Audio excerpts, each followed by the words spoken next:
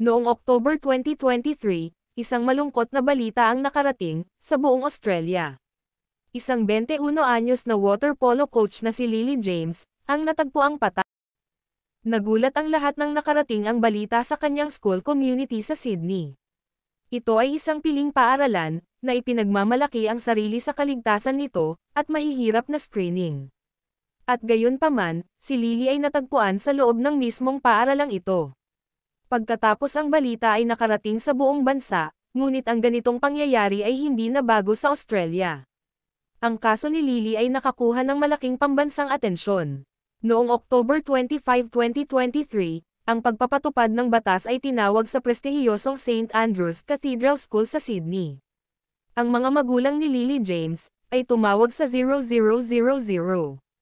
Nag-aalala sila sa kanilang 21 taong gulang na anak na babae. Dahil lagi naman itong umuuwi ng maaga sa gabi. Kung may plano siya, ipapaalam niya ito sa kanila. Dahil hindi nila ito makontak sa telepono, nagpa siya sina Jamie at Peta, natawagan ang mga awtoridad, at hiniling sa kanila na tingnan ang paaralan, kung saan nagtatrabaho ang kanilang anak na babae. Si Superintendent Martin Filman, nakarating sa paaralan nang wala sa oras. Ang kanyang mga tauhan ay nagpatuloy sa paghahanap sa mga pasilyo. Nang makarating sila sa banyo ng gym, nakita nila ang walang buhay na katawan ni Lily.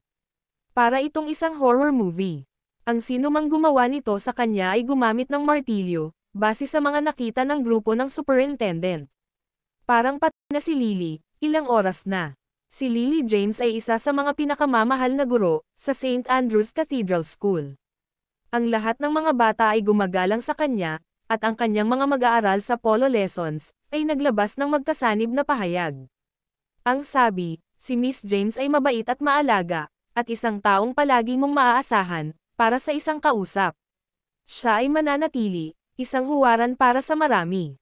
Sumulat din ang pamilya ni Lily sa social media, "We are devastated and heartbroken, sa pagkawala ng maganda naming Lily James. Siya ay masiglang palakaibigan, at mahal ng kanyang pamilya, at mga kaibigan." Ang lola ni Lily na si Barbara Adelt, ay nagsalita din sa mga news outlet. Inaalala ang apo niya, bilang matalik na kaibigan. Nag-aaral din si Lily, sa University of Technology sa Sydney. Hindi pa tapos ang kanyang mga plano sa karera, ngunit nasiyahan siya sa kanyang oras sa paaralan, at nagustuhan niya kung paano niya nabuo ang gayong matibay na samahan, kasama ang kanyang mga estudyante. Ang paaralan ay sarado para sa natitirang bahagi ng linggo, ngunit ito ay nanatiling bukas, para sa mga mag-aaral na kukuhan ng mga pagsusulit.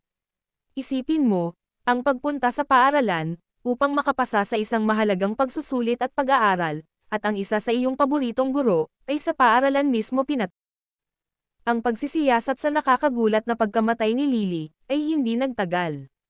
Di nagtagal pagkatapos tumawag ang mga magulang ni Lily, sa 0000 noong gabing iyon, ay may iba ding tumawag. Isang 24 anyos na lalaki, na nagngangalang Paul Thyssen, ang nagsabi sa dispatcher ng serbisyong pang-emergency, kung saan mahahanap ng mga pulis ang bangkay ni Lily. Natarante siya, nang ibunyag niya kung nasaan si Lily. Napakaraming tanong sa kanya ng dispatcher, ngunit ibinaba na lang niya ang tawag. Sa sandaling iyon, naabisuhan na ang mga pulis. At naglabas na ng warrant ang mga detective, para sa pag-aresto sa kanya. Gayunpaman, ang mga detective ay hindi na kailangan pang umaresto, para sa pagkamatay ni Lily. Sinubaybayan nila ang kanyang sasakyan sa Diamond Bay, isang napakagandang lugar para sa mga larawan, sa silangang bahagi ng Sydney.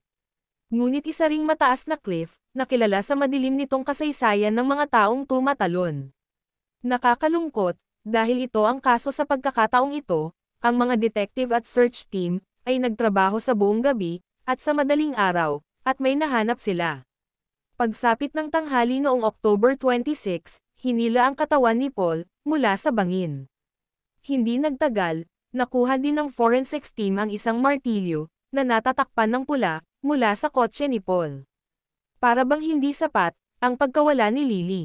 Kailangan na ngayong tiisin ng kanyang pamilya, ang katotohanan, na ang pumili sa kanya, ay gumawa ng madaling paraan. Si Paul Thyssen ay isa ring sports coach, sa St. Andrew's Cathedral School. Sa katunayan, siya ay isang sports assistant, at isang hockey teacher. Siya ay nagsimulang magtrabaho sa paaralan, at ang kanyang mga mata ay nahulog kay Lily, mula sa sandaling iyon. Sa una ay tila may atraksyon agad sila sa isa't isa, at masaya si Lily na magsimulang makipag-date kay Paul. Pagkalipas ng 5 linggo, gayunpaman, nagpa siya si Lily na putulin ang mga bagay-bagay. Nasa hustong gulang na si Lily, at hindi na siya tinanong ng kanyang pamilya, para sa lahat ng detalye. Nakakalungkot, nangangahulugan ito, na hindi natin malalaman ang eksakto, kung ano ang nagbunsod kay Lily na gawin ang desisyong ito, at subukang iwasan si Paul. Mayroon bang red flag kay Paul, o naramdaman niya lang na hindi sila magkatugma? Noong ginamit ng mga detective ang CCTV footage, para subaybayan ang mga galaw ni Paul, sa paaralan. Natuklasan nila, sinundan niya si Lily sa banyo, alas 7 ng gabi. Noong October 25, makalipas ang 1 oras ay umalis siyang mag-isa, at dumiretso sa Diamond Bay. Pagkalipas ng 3 oras, tumawag siya sa 0000, at tumalon. Ang lahat ng ito ay klinikal, mayroon siyang plano, at ginawa niya ito ng perpekto. Pero bakit naman kaya ang isang taong gagawa ng ganitong plano, pagkatapos ma-reject? 2 months before, hindi man lang kilala ni Lily si Paul, at ngayon, wala na siya. Bakit may ibang mga tao na mahirap tumanggap ng isang rejection, kahit 5 weeks pa lang silang nagde-date? Hindi talaga madali matanggap ng pamilya ang ganitong pangyayari. Ang kakilakilabot na kwento ni Lily, na umalangaw-ngaw sa milyon-milyong tao sa Australia, at higit pa, ayon sa eksperto. Sa pag-iwas sa DV, si Dr. Kate Fitzgibbon, ay may 2 dahilan. Sa kanyang kabataan, siya ay 21 lamang, at siya ay halos nasa loob lang ng paaralan. At hindi pa nagsimula sa kanyang sariling buhay. Ang katotohanan, ang pumatay ay isang katrabaho, at siya ay isang alumnus ng paaralan. Ang katotohanan na nangyari ito sa isang paaralan, ay nangangahulugan na ang mga ito ay mga ligtas na lugar at malinaw naman, ito rin ang pinakamasamang bangungot ng bawat babae. Mga kababaihan sa buong mundo, nagiging biktima ng DV sa araw-araw. Ito ay isang malungkot na pangyayari, na marami sa atin, ang hindi gusto nito. Ngunit sa napakaraming kaso, nagiging headline bawat taon. Mahirap isipin ang isang hinaharap, kung saan wala ng pamantayan, ngunit isang kathang-isip ng madilim na kasaysayan.